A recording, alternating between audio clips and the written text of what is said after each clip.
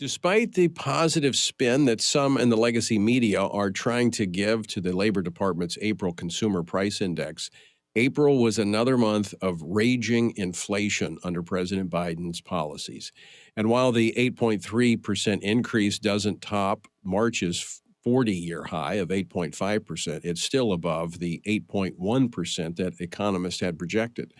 So, what are we to make of these latest numbers from the Bureau of Labor and Statistics? Why does it matter? What's the impact it's going to have upon you and your family? Joining me now to talk about this and more by phone is Congressman Kevin Brady. They just called floor votes, and so I appreciate the fact that he's joining us off of the House floor to talk about these latest numbers. Kevin Brady is the ranking member on the House Ways and Means Committee. He represents the 8th Congressional District of Texas. Kevin, welcome back to the program. Tony, thanks for having me. I apologize I'm not on with the video, but thanks for understanding the vote schedule. Hey, we completely understand, appreciate you working our viewers and listeners in. All right, give us your take on these on today's numbers. Well, you were spot on. I know the White House is trying to spin this as if inflation has peaked and the president's policies are working, but it was a lot of bad news for families and small businesses. So inflation continues to rage. Core inflation, which is a big issue, is accelerating. That was far worse than expectations. And of course, another month and people's paychecks shrunk again. So it is.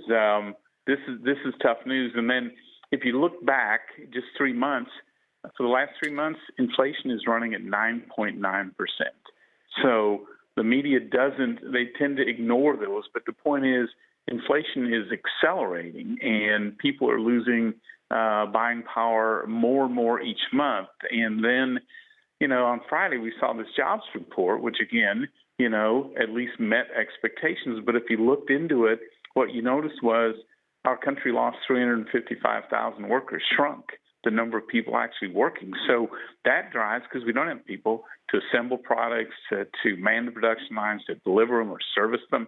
That means it's going to drive inflation up even higher. And so, yeah, I know what the White House is saying, but if you look closely at any of these numbers and you just go to the store and try to buy things, you know how damaging this is. Kevin, there's several things you brought up there that I want to try to unpack. First off, talking about the core of this, that when you look at this inflation, the consumer price index, it takes out the fuel and food, which are two of the most volatile aspects. And so the core is what's more stable. That's what's more concerning, is that's where the soaring increase was, in those more stable commodities. Yeah, it actually doubled in 1 month. The size of that core inflation, way beyond what really anyone expected. And so that tells you that inflation, the fundamentals, unfortunately, of inflation are going to be harsher for a longer period. Then you couple that with an economy that's shrinking last quarter, job growth is slowing, and the worker crisis is actually getting a little bit worse. That's not an economy that anyone can be proud of. And I know the president tends to be out there boasting about it, but I don't think people are buying this because they're paying the price for it. I want to go to one of your colleagues, House Democrats, the chairman, Hakeem Jeffries, who today basically said that you're wrong, that real wage increases have been taking place. Play clip number 12, please.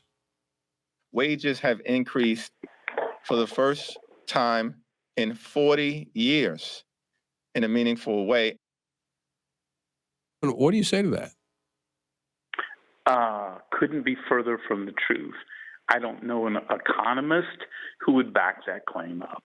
Yes, wages are going up, but prices are going up much faster. And just a month or two ago, prices went up 3 times faster than wages. So right now, the number that almost every economist agrees on is that real wages, buying power, has shrunk 3% since President Biden took office. And so for an average family, 2 teachers perhaps, with 2 kids, they're paying an extra almost $5,000 more a year to buy what they did, same things from the year before. And so I don't know where they get those numbers, but it's just simply not accurate.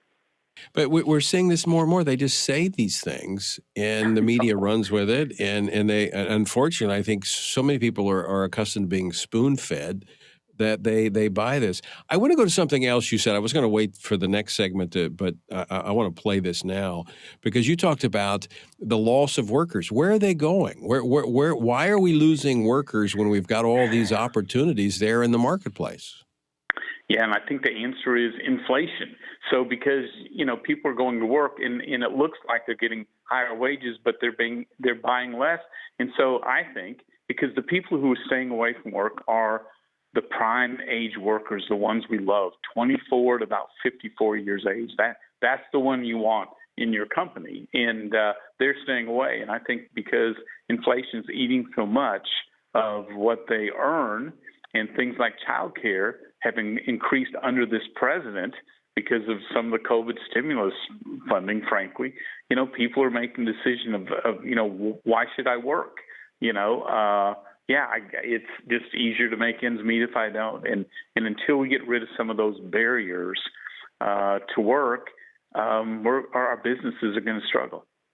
So a shortage of workers is an economic issue when we don't have people out there working. And I think it's, from a long-term perspective, Kevin Brady, and I know you share this because you're not only a fiscal conservative, you're a social conservative, and you have been a strong voice for life. Thank you, sir. I want to play this clip from Secretary of the Treasury Janet Yellen yesterday before the Senate Banking Committee. Play clip number 1, please.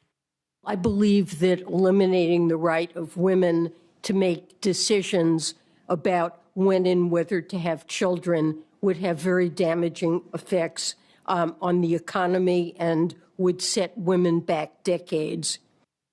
Okay, so Kevin, she's saying that the fact that we wouldn't have abortion if the Supreme Court decision goes forward is going to be an economic, it's going to pull down our economy. Well, she was in a conversation with Senator Bob Menendez of New Jersey, and I want to play a clip of what he said. Play clip number 2, please. I'm sure we just don't have enough people to replace those who are leaving the labor force. Now, what we do have is thousands of hardworking immigrants. I mean, do they not get what they're saying? We're short of workers, and we're talking about aborting. We've aborted 63 million, and they're saying, well, that's why we've got to have immigrants. Don't they see the connection? They don't, sadly. And first, for you and me and everyone in the pro-life movement, it's always offensive when someone tries to put a dollar amount to these lives, unborn lives, many of whom are babies of color.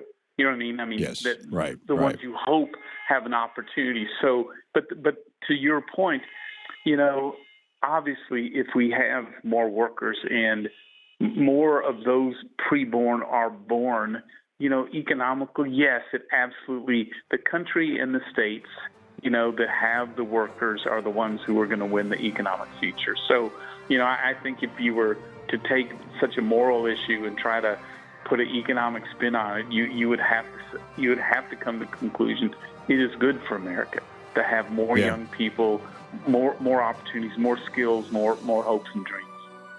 Choose life. Kevin Brady, I know I hear the buzzer in the background, means you have to go vote. I want to thank you for joining us. Always great to talk with you, my friend. Thanks, Tony. Take care.